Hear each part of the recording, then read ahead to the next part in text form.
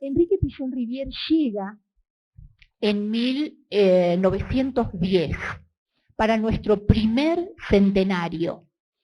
Vienen por impulso del gobierno, que les ofrece tierras, y envía a la familia de Pillón, que es una familia francesa, la manda al norte argentino. Ahí la familia tiene el proyecto de plantar algodón. Ellos originariamente pertenecen a la alta burguesía francesa del sur de Francia. Sobre todo tienen industrias textiles. Y, o sea, la explicación de por qué esta familia de 6 hijos recala finalmente en el norte argentino, en un lugar, digamos, poco propicio para las plantaciones exitosas. El algodón sí es un cultivo muy duro, digamos, y que puede crecer en tierras más áridas, pero imagínense los padres de Pillón, de la alta burguesía, acostumbrados a los conciertos, a las funciones de ópera, a las obras de teatro, puestos a labores campesinas, puestos a ser campesinos. Por supuesto fracasaron. Fracasaron una vez, fracasaron 2 veces, y finalmente recalaron a fines en el sur de Corrientes, cuando Pillón Rivière tendría unos 8 años, 9 años, donde él termina la primaria y hace todo su secundario. Pillón Rivière llega, o sea, ¿por qué les cuento esto?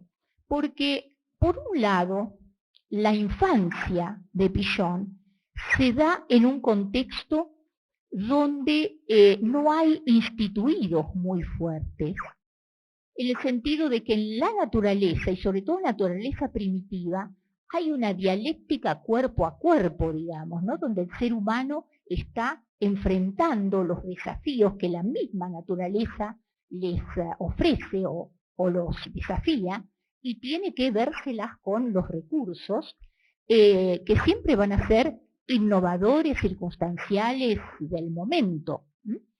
Esto hace que Pillón tenga, como hay un epistemólogo argentino, Juan Zamaja, que dice que los contextos de la infancia producen una predisposición teórica, o sea, inclinan al ser humano a una perspectiva, digamos, determinada.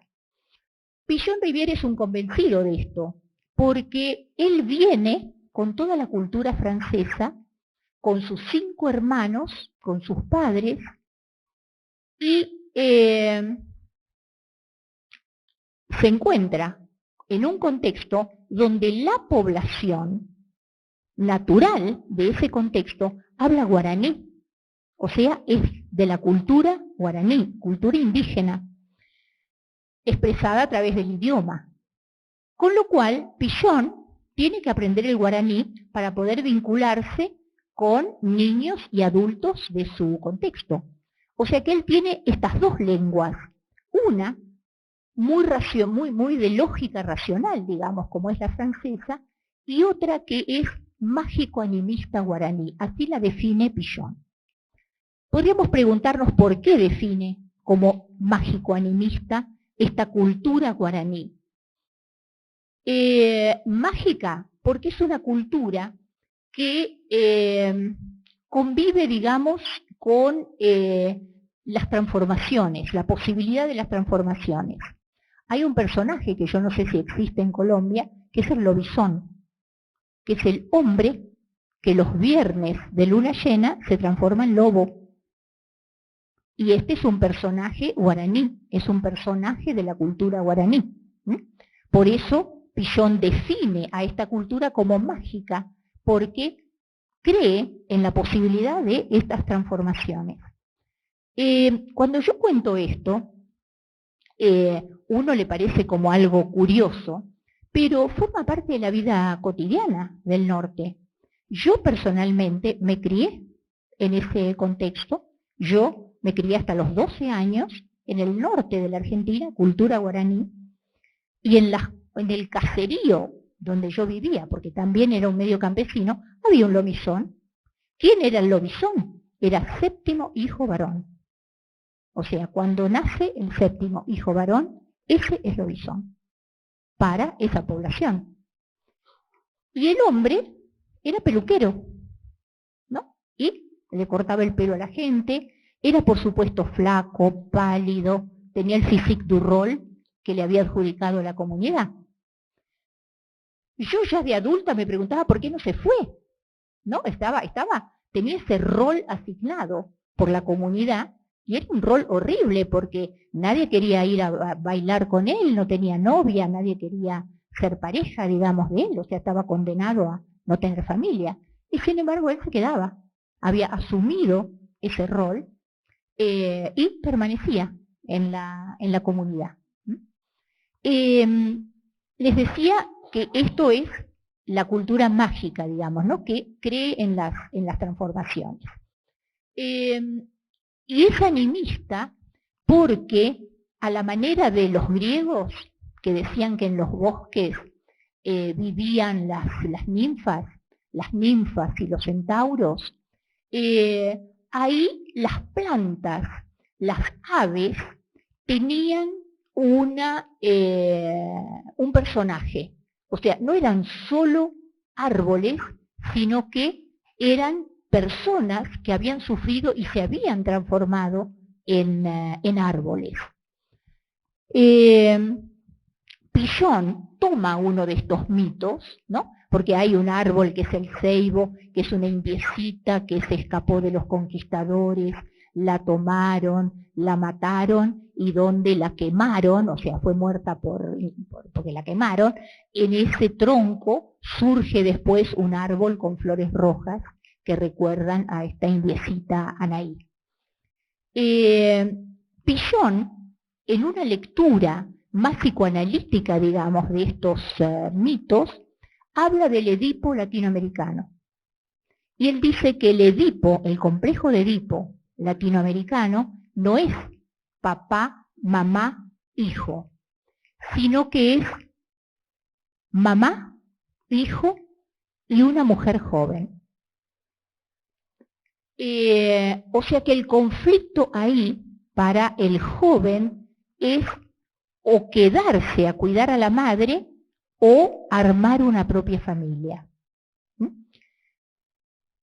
la Argentina, la explicación que yo le encuentro es que hay familias monoparentales.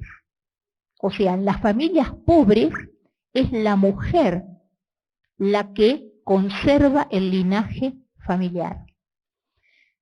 Y yo les voy a decir que lo que a mí me terminó de convencer acerca del Edipo latinoamericano fue leyendo un libro de un colombiano, Salazar, que escribió un libro que se llama No nací pa' semilla. Y son testimonios de sicarios que cuentan su historia. Y el joven sicario entra a ser sicario o acepta el ofrecimiento de ser sicario para comprarle una casa a la madre. O sea, no nací pa' semilla, no nací para armar una familia y tener una vida propia, sino para ayudar a esa madre llena de hijos que está luchando por sacar a su hijo adelante, o a sus hijos adelante, y no tiene medios para lograrlo.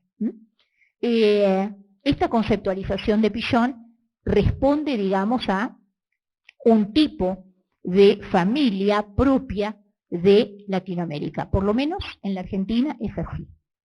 Una mujer puede tener 12 hijos de distintos maridos y todos sus 12 hijos responden a la familia por la madre. Se mantienen unidos y alrededor de la madre. Pillon-Rivière dice que el hecho de que a los 3 años él esté en esta encrucijada cultural de una cultura francesa y otra mágica animista guaraní, a él lo inclina vocacionalmente hacia las ciencias humanas, hacia el misterio de los seres humanos.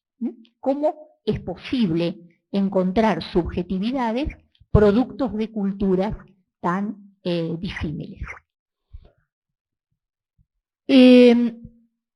Como les decía, él vive hasta su adolescencia, vive gran parte de su infancia en el campo y luego en una pequeña población correntina, también muy teñida de cultura guaraní, pero le decían la Petite Paris a esta ciudad por la cantidad de inmigrantes franceses que tenía.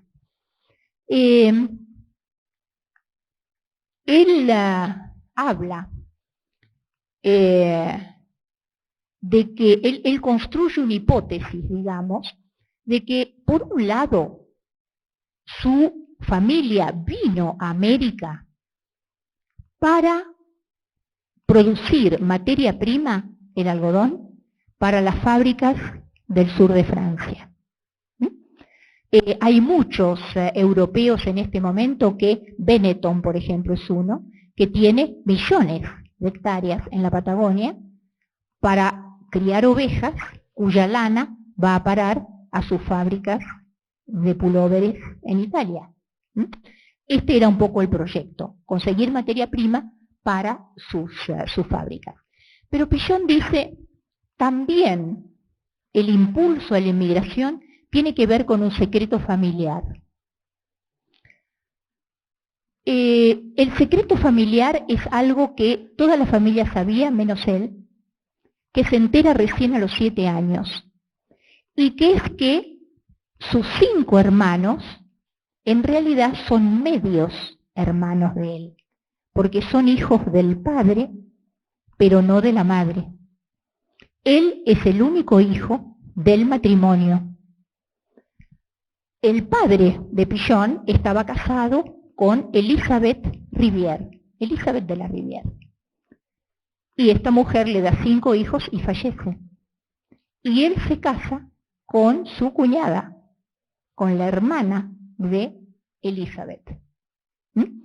Entonces, él dice que Lyon era la capital del prejuicio y que no pudieron tolerar, digamos, este estigma ¿no? de matrimonio semi-incestuoso, digamos, por lo cual deciden emigrar a América.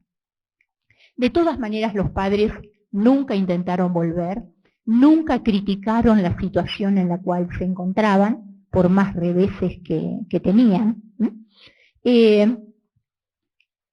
Llega a Buenos Aires cuando tiene 19 años, en 1926. A mí me gustaría pasarles muy brevemente ciertas fotos, digamos, de Pichon como para que ustedes lo conozcan.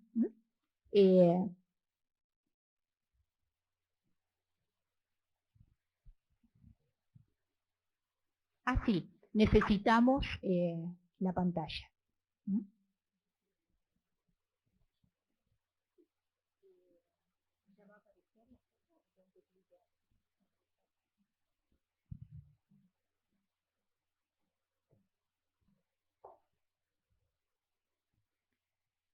Esta es la familia originaria de Pichon. El círculo de la izquierda es el matrimonio de Alfonso Pichon y Elizabeth, su primera mujer. Y el resto de la foto son los 5 hermanos de Pichon, 3 hombres y 2 mujeres, y él que está detrás de la silla de la madre. Esta es una foto en el arroyo de Goya. Ahora fíjense qué vestimenta tan urbana tienen, ¿no? Porque uno se imagina que si hubieran sido criollos, estarían con una ropa más informal, no de traje, ¿no? De traje, de sombrero. O sea, no parece una vestimenta propia del arroyo, ¿no? Pichon-Rivière evidentemente conservó esto, porque fíjense que esta es una laguna de Lobos se llama, donde está ya con su familia, y también está de traje. Están vestidos como muy ciudadanamente, digamos. Esto también es en la misma paraje, digamos, en la misma población, y también aparecen como muy citadinos. Esta es la primer mujer de Enrique Pichon-Rivière, Arminda Aberasturi. Ella fue una psicoanalista de niños sumamente prestigiosa en la Argentina. Hay muchos libros en Paidós. Ella adoptó la técnica del juego de Melanie Klein y fue una psicoanalista muy reconocida, inclusive por Melanie Klein. O sea, supervisaba con Melanie Klein, se escribía con Melanie Klein. Esta fue la primera mujer, este es el primer hijo de Pichon. Esta es una foto, parece Clark Gable acá, en Mogambo, muy en pose. Pichon-Rivière, les decía, fue un pionero, digamos, o sea, él entró a la Facultad de Medicina y desde que entró se decidió a seguir psiquiatría. Introdujo a la psiquiatría dinámica y luego se apasionó con el psicoanálisis.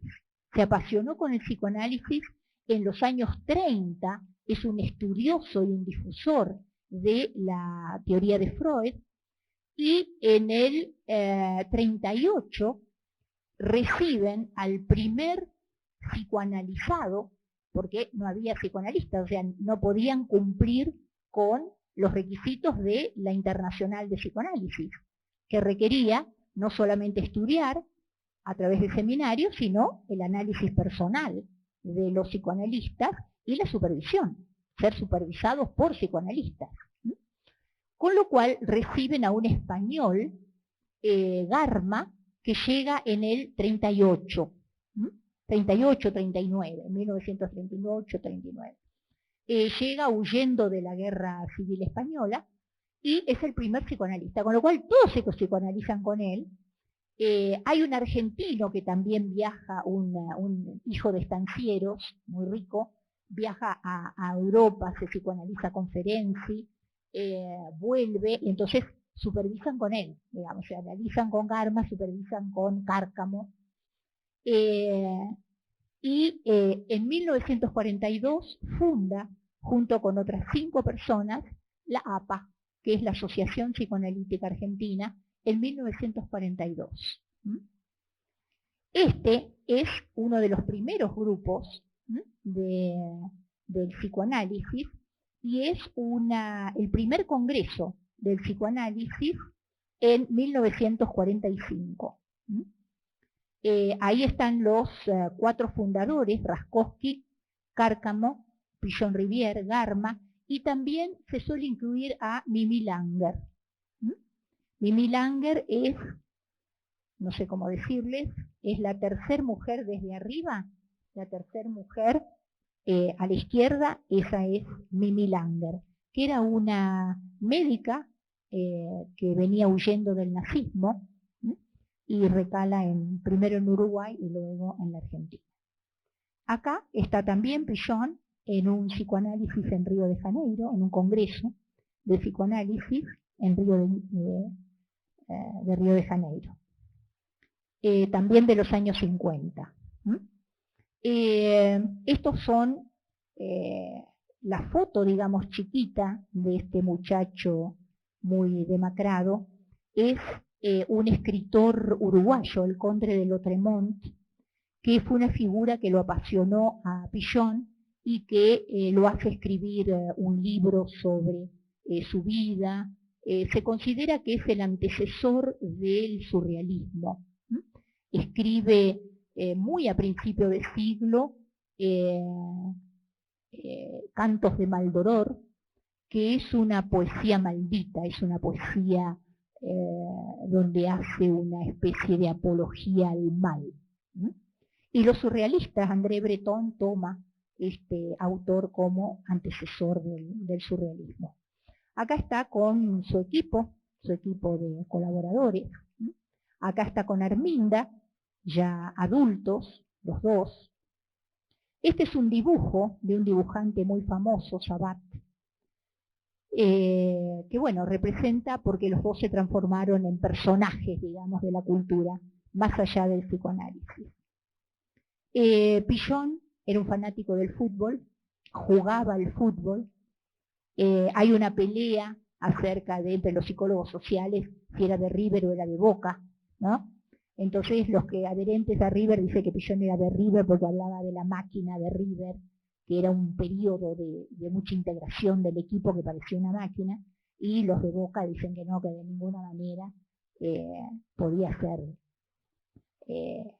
socio de ese club de millonarios que le dicen gallinas, además. Acá aparece un dibujo con la pelota, ¿no? Él toma al fútbol como el buen equipo de fútbol, como el modelo del grupo operativo. Él es creador de una técnica, que es el grupo operativo, y que él dice que cuando un equipo de fútbol está integrado, funciona como el grupo operativo. Después voy a hablar de esta técnica, que es la técnica específica creada por él. Y finalmente, su segunda esposa, que es Nidia Carrió, que fue una pareja con la cual la hijastra de Pichon, la hija de Nidia Carrió, los describe como muy felices, como muy enamorados, muy felices, pero ella muere en un accidente de auto, con lo cual tiene un final trágico, digamos, esta pareja. Este es Pichon, ya adulto, con sus cuadros, era muy buen analista pictórico. Él decía que los artistas, los pintores, los escultores, se anticipaban a las problemáticas sociales. Él, por ejemplo, analiza los móviles de Calder, que son estos móviles muy sutiles, son esculturas muy sutiles y que se mueven con el viento, son colgantes. Y él dice que este movimiento de esas esculturas anticiparon el miedo a la máquina del ser humano. O sea, como un avance. Fíjense que esto él lo detecta en los años 50, 60, ¿no? Como un temor maquínico, digamos, ¿no? A esa máquina que parece como tomar vida propia. Y esto para pensar que estamos en la cuarta revolución industrial, donde lo que se aborda es la problemática de las máquinas inteligentes y de las máquinas que pueden ser autónomas, ¿no? Con lo cual no es un temor menor, digamos, el que podemos llegar a tener. Esta es una manifestación, digamos, por la paz, de los años 70. Esta es una foto donde él posa como poeta maldito, ¿no? Le dice, te voy a sacar una foto, entonces pone cara como de maldito. Este es un cuadro que le hace un psicótico en el hospicio, porque él ejerció muchos años en el hospicio. Y este es el Pichon que yo conocí. Este es el Pichon de 60 años, generoso, vital, alegre, chistoso, muy buen orador en sus clases. Sus clases eran multitudinarias. Este es Pichon ya viejo.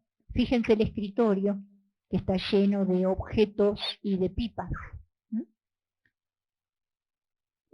Acá, más viejo todavía, ya seguramente en sus últimos años, sus últimos tiempos.